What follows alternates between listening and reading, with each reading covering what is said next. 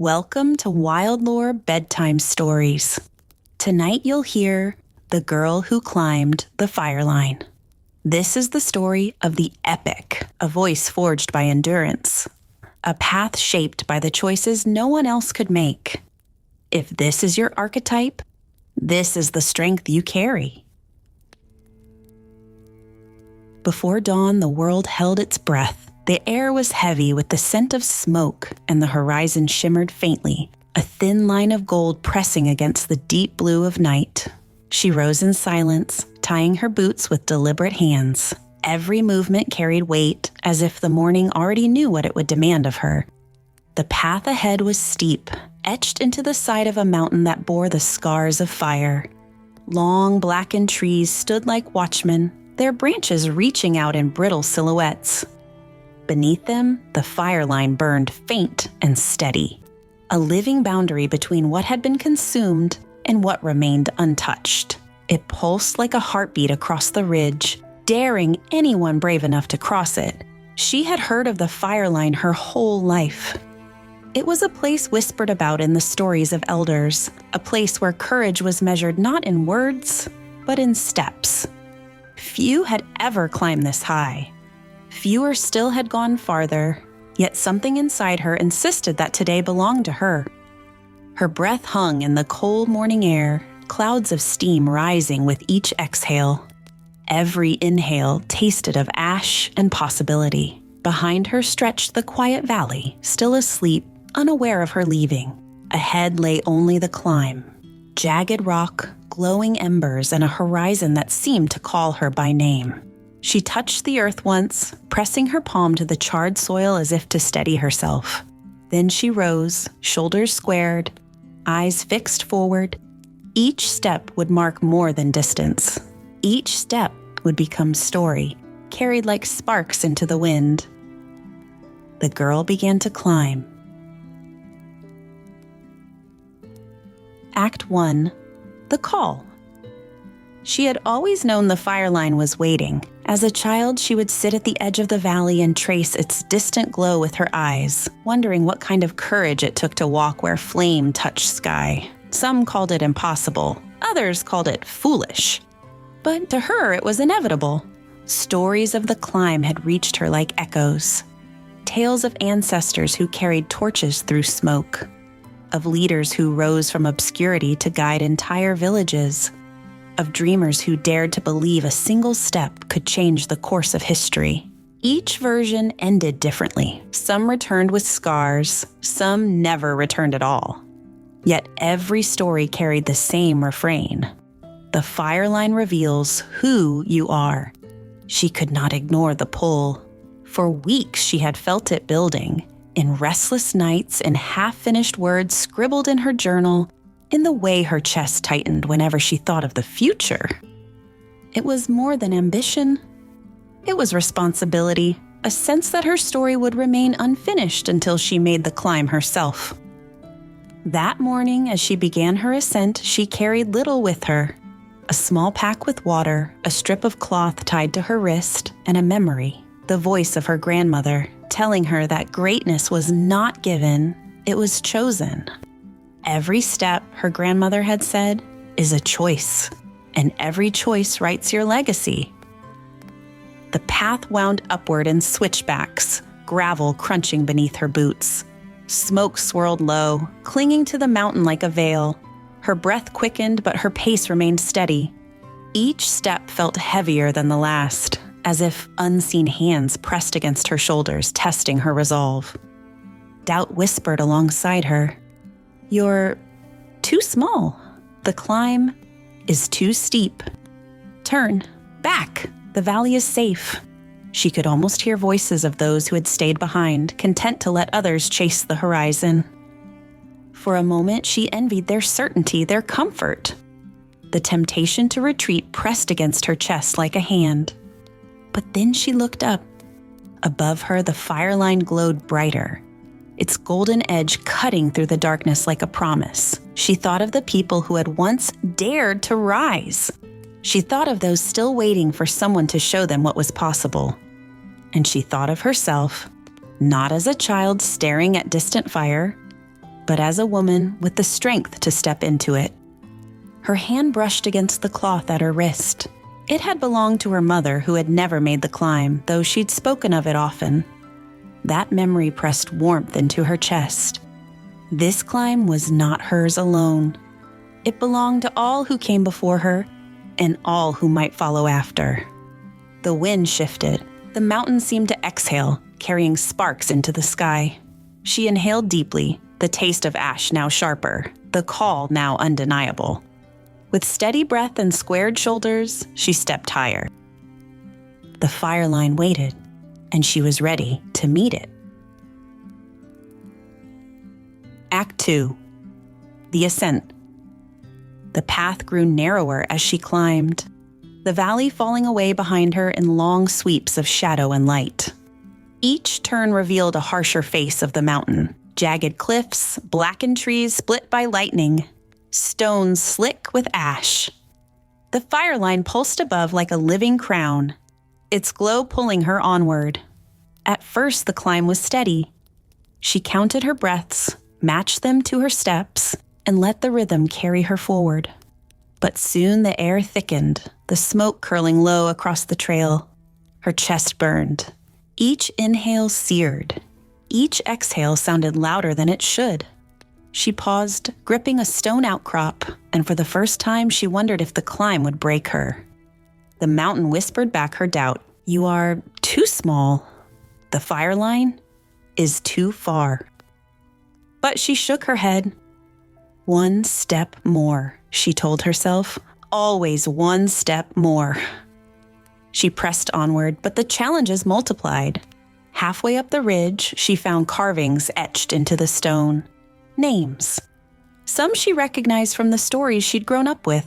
Others were strangers. Some had dates beneath them, long past. Others ended abruptly, no conclusion given. She ran her fingers across the grooves, feeling the lives of those who had come before her. Their presence pressed heavily against her chest. If she failed, she wouldn't fail alone. She would fail for all who had whispered her forward. She carried not just her own story, but the expectations of her family, her village, her ancestors. The weight was enough to make her knees tremble. But she remembered her grandmother's words. "Every choice writes your legacy." The choice was hers. The story was hers. The weight could crush her, or it could anchor her. She chose to carry it like a torch. The trail steepened. Her boots slipped in loose gravel, sending stones clattering into the ravine below. The smoke thickened, obscuring her view of the fireline. Her lungs ached. Each step demanded more effort than the last. And then the whisper returned, stronger than before. "Turn back. The valley is safe. The valley is home." She imagined herself back there, warm, unscarred, resting in the comfort of routine. The image tempted her. The fireline seemed impossibly far, its glow faint through the haze. Her hand tightened around the cloth at her wrist. Not today. She closed her eyes, drew in a ragged breath, and moved.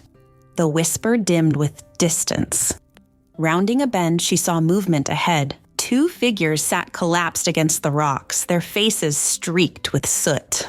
One clutched his ankle, the other stared at the ground, eyes vacant. They looked up as she approached, their expressions heavy with defeat. "You won't make it either," one muttered, his voice hoarse. "No one does."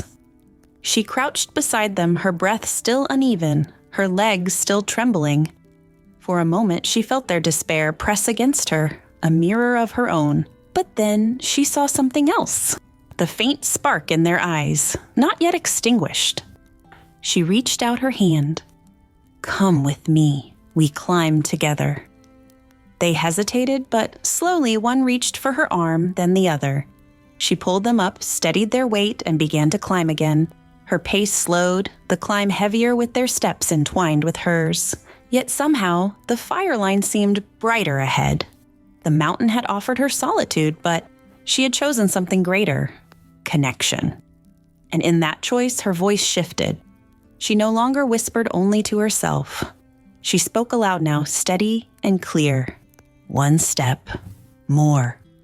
The others echoed her words, and together they moved forward. As the trio ascended, the landscape grew more volatile. Flames flickered on the ridgeline above, smoke gusted in sudden waves, and the ground cracked under their feet. But the climb no longer felt like isolation. It felt like momentum. For every slip, there was a hand to catch. For every doubt, a voice to answer. The mountain still tested them, but the test no longer felt insurmountable. The girl realized that her climb was no longer just about reaching the Fireline. It was about showing others that it could be reached. By the time the Fireline roared clearly into view, her legs burned, her lungs ached, and her body trembled. But her heart was steady. The flames no longer looked like a barrier. They looked like a threshold. Act 3. The Fireline. The ridge sharpened into a narrow ledge, the trail dissolving into rock and ash.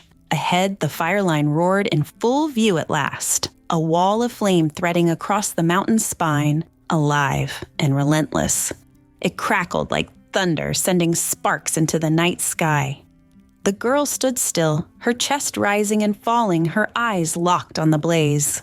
The others she had helped followed close behind, their steps unsteady but determined. Together they stared at the fiery boundary. It was not just fire. It was history, memory, and trial embodied. A living force that had consumed the unready and tested the worthy. The heat pressed against her skin. Her heart thudded in her chest, a rhythm that seemed to match the pulse of the flames. Doubt rose again, not as a whisper, but as a roar. You cannot pass. You are not enough. Her knees trembled. The villains of her climb appeared all at once. Her muscles screamed. Her lungs felt raw, her body heavy with exhaustion. Every step of the ascent weighed on her shoulders, threatening to collapse her where she stood. The thought of lying down, letting the fire consume her story before it truly began, tempted her with its quietness. She closed her eyes. In the darkness, she remembered the valley, her grandmother's voice, her mother's cloth tied at her wrist, the names carved into stone along the trail. She realized the weight she carried was not only a burden, it was fuel. And fuel, when ignited, becomes flame. She opened her eyes and let her exhaustion transform into power. The two travelers she had lifted earlier stumbled, nearly falling into the rocks. For a moment, she felt panic. How could she possibly carry them and herself? The mountain demanded more than her strength alone. She steadied them but did not pull their weight entirely. Instead, she placed their hands on her shoulders and spoke. "You have strength left. Use it." They nodded, drawing on reserves they didn't know they had. Together, they stood taller. She realized leadership wasn't about carrying everyone. It was about awakening power in those beside her. The flames hissed and surged, a curtain of light and heat that separated her from everything she loved. For a fleeting second, she felt herself disconnect, becoming distant from the valley, the people, even the companions beside her. The pursuit of the Fireline felt vast enough to swallow all closeness. Then one of the companions whispered, "We're with you." The words pierced the noise. She turned, saw their soot-streaked faces lit by firelight, and felt intimacy spark anew. The climb wasn't about leaving them behind. It was about carrying them forward into something greater. The fire roared, daring her to step forward. She raised her chin, squared her shoulders, and walked. Each step closer seared her skin, but her resolve only sharpened. The flames towered, yet she did not flinch. With a final breath, she stepped through. For an instant, she was surrounded. Heat on all sides, light so bright it erased shadow. Time stretched. The roar of the flames became a strange kind of silence, as if the fire itself was listening. She saw faces in the light. Her grandmother, hands folded, nodding. Her mother, younger than she'd ever known her, smiling through tears. The ancestors whose names had been carved into stone. They did not speak, but she understood. She had always carried them. and now they were carrying her. The heat pressed against her chest, and something inside her cracked open. Not pain, but release. Every doubt she had ever swallowed, every fear she had worn like armor, every version of herself that had been too afraid to rise. All of it burned away. She felt lighter than she had ever been. In that consuming light, she understood what the Fireline had always been. Not a test of strength, but a threshold of surrender. The fire did not destroy her. It revealed her. And what it revealed was someone who had been ready all along. She emerged on the other side, trembling but unbroken. The horizon stretched out before her, drenched in the first light of dawn. The valley below glowed faintly, the sparks of her journey visible like constellations etched across the dark. Behind her, the Fireline still roared, but it no longer seemed insurmountable. It seemed conquered. The others stepped through as well, coughing but smiling, their eyes wide with awe. Together, they stood on the ridge, gazing at the expanse ahead. The girl felt a surge of recognition. This was no ending. This was a beginning.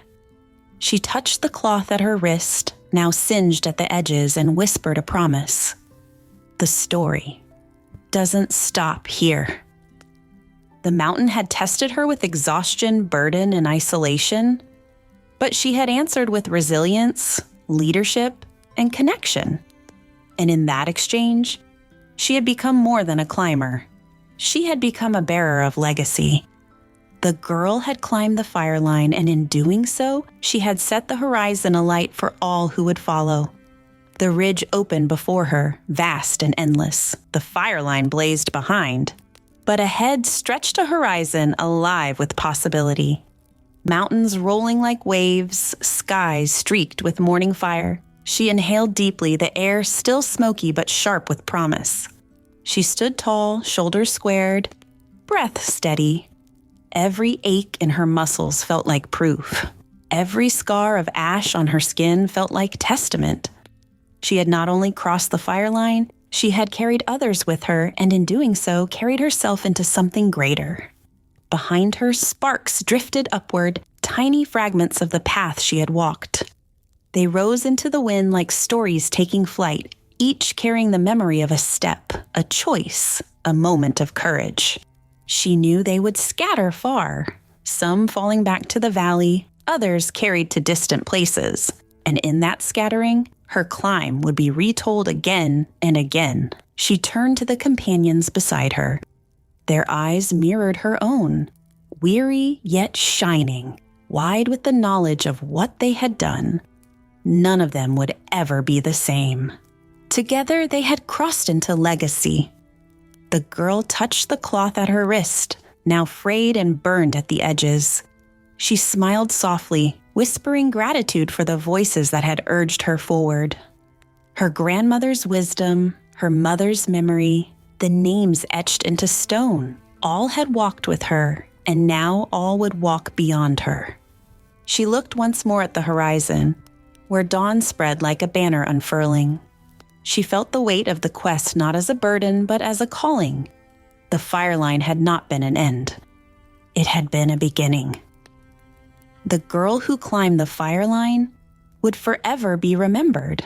Not because she crossed alone, but because she lit the way for others. Her story was no longer just hers. It belonged to everyone who would rise, who would climb, who would believe in the legacy glowing eternal ahead. And with that, she stepped forward.